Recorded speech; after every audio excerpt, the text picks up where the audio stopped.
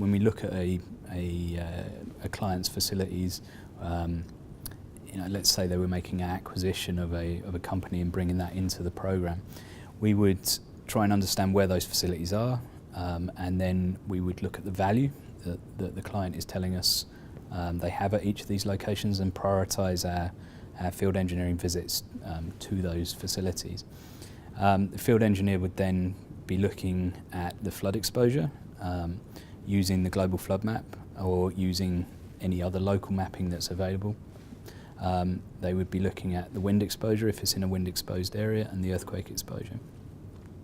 And I suppose they put all of those factors together and then report back to the client locally and at a corporate level of what the potential natural catastrophe exposures are to that facility.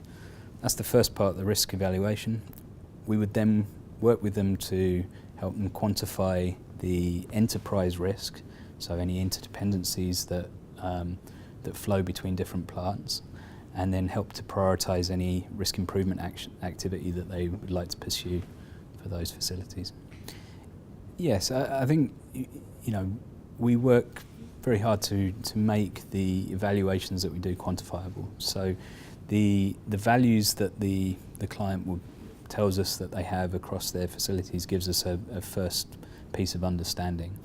But what's often not there is the enterprise dependency that's understood. So as engineers, we work alongside business risk consulting team, often to undertake business impact assessment, which will help to look at those particular dependencies between different facilities around the world.